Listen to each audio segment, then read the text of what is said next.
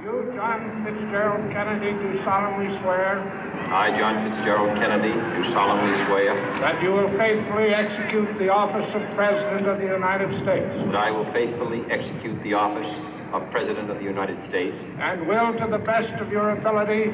And will, to the best of my ability. Preserve, protect, and defend the Constitution of the United States. Preserve, protect, and defend the Constitution of the United States. So help you God. So help me God.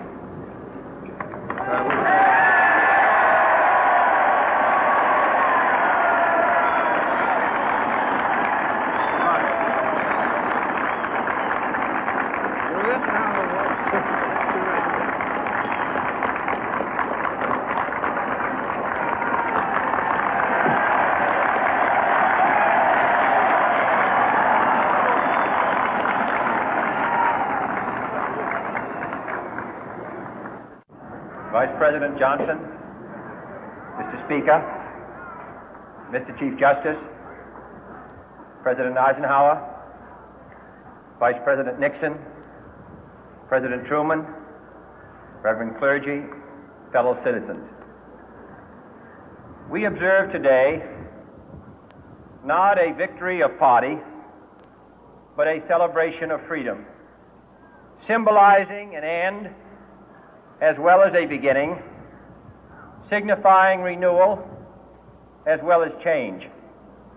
For I have sworn before you and Almighty God the same solemn oath our forebears prescribed nearly a century and 3/4 ago.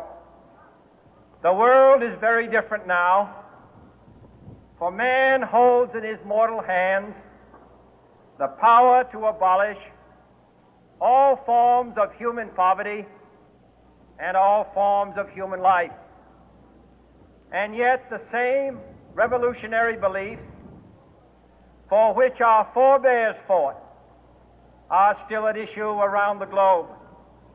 The belief that the rights of man come not from the generosity of the state, but from the hand of God.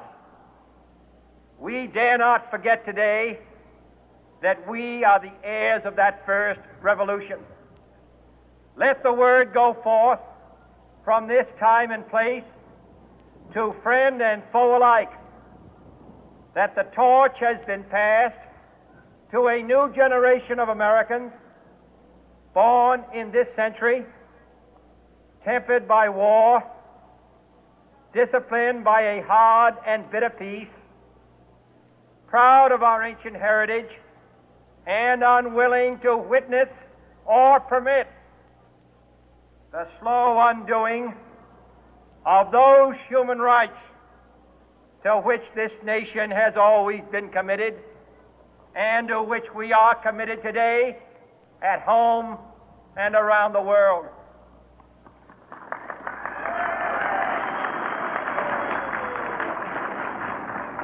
Let every nation know, whether it wishes us well or ill, that we shall pay any price, bear any burden, meet any hardship, support any friend, oppose any foe to assure the survival and the success of liberty.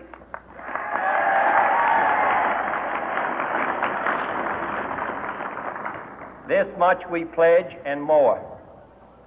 To those old allies whose cultural and spiritual origins we share, we pledge the loyalty of faithful friends. United, there is little we cannot do in a host of cooperative ventures. Divided, there is little we can do, for we dare not meet a powerful challenge at odds and split asunder. To those new states whom we welcome to the ranks of the free, we pledge our word that one form of colonial control shall not have passed away, merely to be replaced by a far more iron tyranny. We shall not always expect to find them supporting our view, but we shall always hope to find them strongly supporting their own freedom, and to remember that in the past, those who foolishly sought power by riding the back of the tiger ended up inside.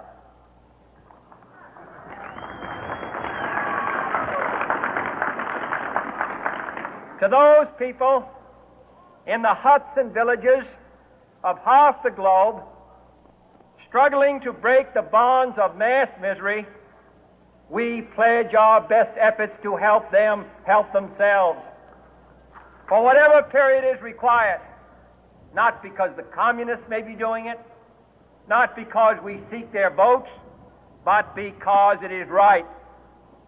If a free society cannot help the many who are poor, it cannot save the few who are rich.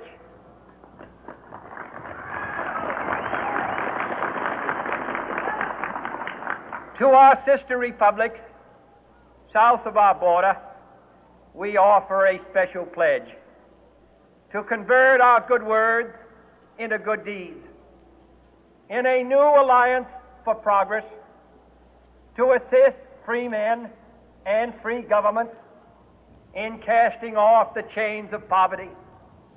But this peaceful revolution of hope cannot become the prey of hostile powers. Let all our neighbors know that we shall join with them to oppose aggression or subversion anywhere in the Americas. And let every other power know that this hemisphere intends to remain the master of its own house.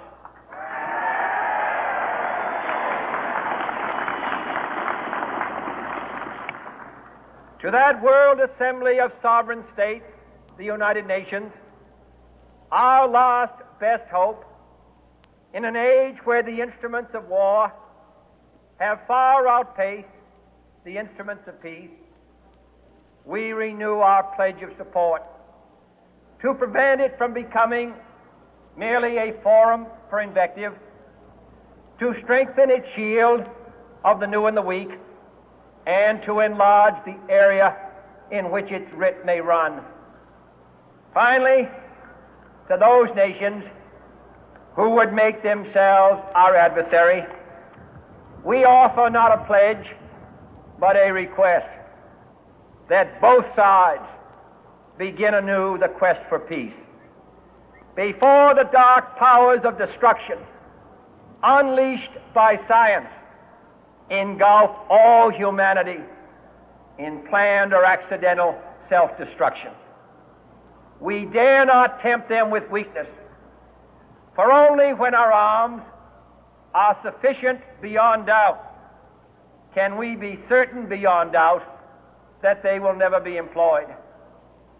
But neither can two great and powerful groups of nations take comfort from our present course, both sides overburdened by the cost of modern weapons, both rightly alarmed by the steady spread of the deadly atom, yet both racing to alter that uncertain balance of terror that stays the hand of mankind's final war.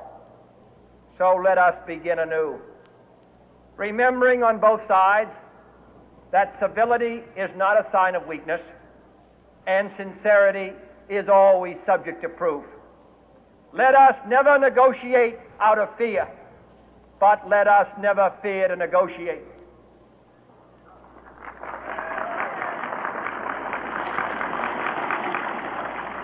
Let both sides explore what problems unite us, instead of belaboring those problems which divide us. Let both sides, for the first time, formulate serious and precise proposals for the inspection and control of arms, and bring the absolute power to destroy other nations under the absolute control of all nations.